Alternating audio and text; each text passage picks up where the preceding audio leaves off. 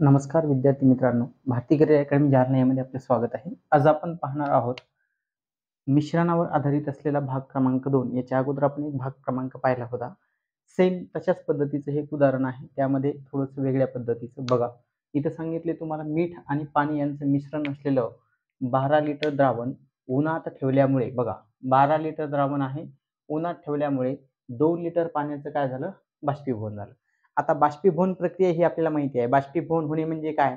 तर पाण्याची डायरेक्ट काय होणे? वाफ होणे. ठीक आहे. म्हणजे पाण्याची वाफ होणे म्हणजे कोणत्या? तर यामध्ये असलेलं जे काही पाणी आहे ते निघून गेलेले आहे. ठीक आहे. बरं, तर त्यांनी सांगितले सुरुवातीला मिठाचे प्रमाण 30% होते, तर बाष्पीभवनानंतर मिठाचे प्रमाण किती?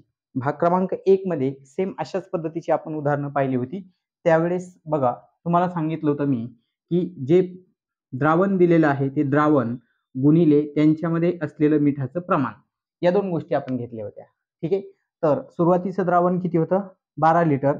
त्यामध्ये मिठाचं प्रमाण किती होतं? 30%. आता बाष्पीभवनामुळं 2 लिटर काय झालेलं आहे? पाणी निघून गेले किंवा त्या पाण्याची वाफ झाली. मग 2 लिटर पाण्याची वाफ झाली असेल तर आता जे काही राहिलेलं पाणी आहे हे पाणी किती यायला पाहिजे? 10 लिटर. ठीक आहे. मग यामधलं आपल्याला काय करायचं आहे? NaCl2 काढायचं आहे. हा 10 गुणाकारात आहे, बरोबरला क्रॉस करून इकडे आला तर कुठं जाईल? खाली भागाकारामध्ये. बरोबर NaCl 10 0 0 कटला म्हणजे 12 36. म्हणजे मिठाचं प्रमाण काय होईल? वाढेल आणि मिठाचं प्रमाण किती होईल आपलं? 36%. जो 36% पर्याय असेल तो त्यातला काय आहे? बरोबर पर्याय आपलं उत्तर काढता येतं. ठीक आहे. चला लिहून घ्या.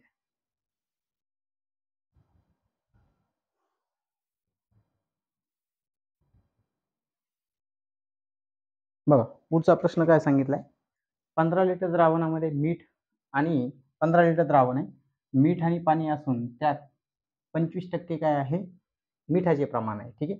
15 लिटर मध्ये किती आहे? 25%.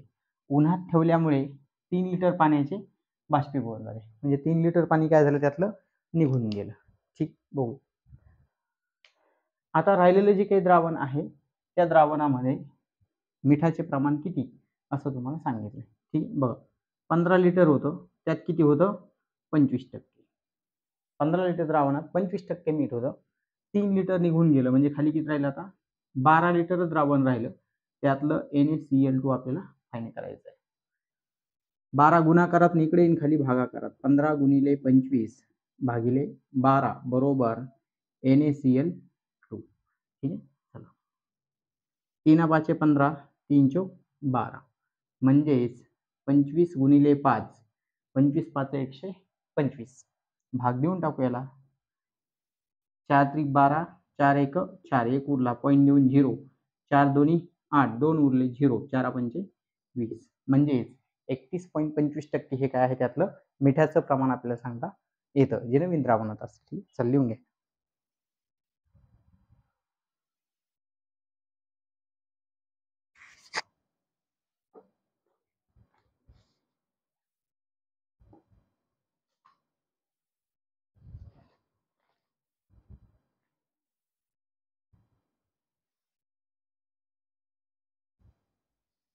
बघा पुढचा प्रश्न काय आहे? आपल्याला सांगितले अल्कोहोल आणि पाणी याचं 4:3 प्रमाणात काय मिश्रण, त्यात फक्त 5 लिटर पाणी टाकले. आता याच्यामध्ये पाणी टाकलेले प्रमाणात दिले आणि गुणोत्तर सुद्धा किती झालं? 4:5 प्रमाणात झालं. तर सुरुवातीला अल्कोहोल किती लिटर होतं असं त्यांनी सांगितलं. सुरुवातीला अल्कोहोल किती लिटर होतं किंवा पाणी किती लिटर होतं काही पण असेल. ठीक आहे. आता बघा सुरुवातीला 4:5 आहे. आपण इथं म्हणू अल्कोहोल आणि इकडे घेतो मी पाणी. किती प्रमाणात आहे? 4:3. म्हणजे 4 प्रमाणात काय आहे? अल्कोहोल आणि 3 प्रमाणात काय आहे? पाणी.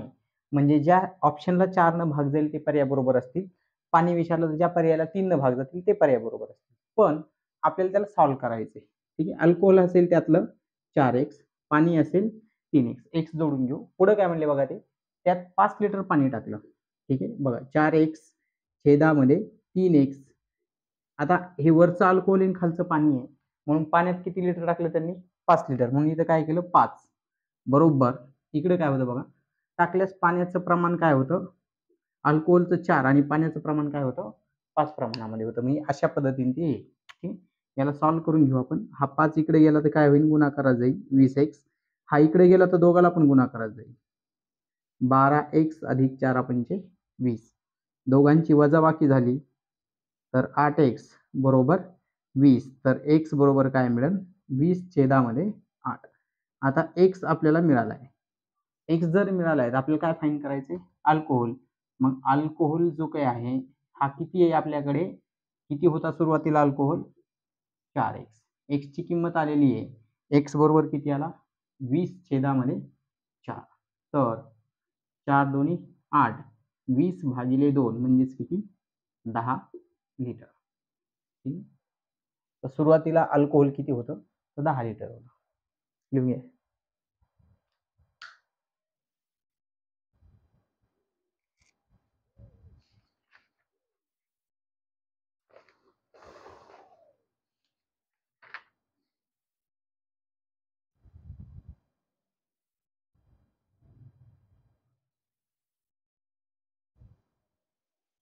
बघा त्याच्यासारखा सेम प्रश्न आहे फक्त याच्यामध्ये काय बघा आतापर्यंतच्या उदाहरणामध्ये असं आपल्याला प्रमाण दिलेलं असायचं.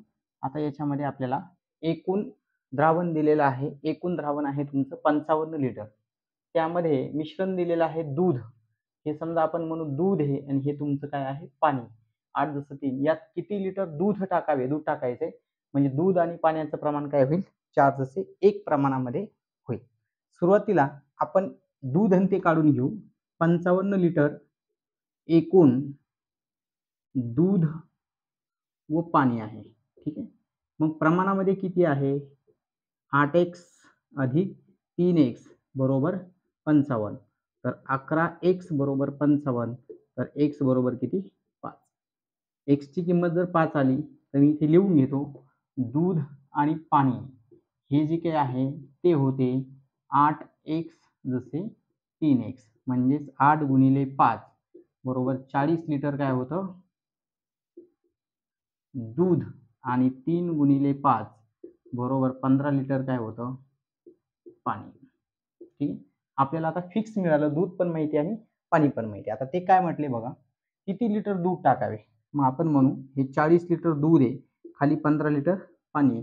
किती लिटर दूध टाकावे दुधामध्ये टाकायचे म्हणून आपण दुधामध्ये काय टाकलं x 40 लिटर मध्ये. तेव्हा प्रमाण जे आहे ते किती होणार आहे त्याचं 4:1 म्हणजे दुधाचं प्रमाण होईल 4 आणि पाण्याचं प्रमाण काय होईल 1. मग हा 1 इकडे गुणाकारात जाईल तर दोघाला जाईल म्हणजे 40 अधिक x हा इकडे जाईल तर दोघाला गुणाकार जाईल म्हणजे 60. तर x बरोबर 60 मायनस 40 बरोबर 20 लिटर. याचा अर्थ असा झाला जेव्हा आपण 20 लिटर जे काही आहे ते दूध टाकू त्यावेळेस त्यांचं प्रमाण काय होईल 4:1. बघा इकडे 20 लिटर टाकून बघा इकडं 40 होतं सुरुवातीला आणि इकडे किती होतं 15. जेव्हा आपण हे 20 टाकू तेव्हा काय होईल बघा. ठीक आहे 20 टाकू तर हे काय होईल याच्यात काहीच टाकलं नाही म्हणजे हे 15 होईल आणि हे किती होईल 60 म्हणजेच 15 1 15 15 चोक 60.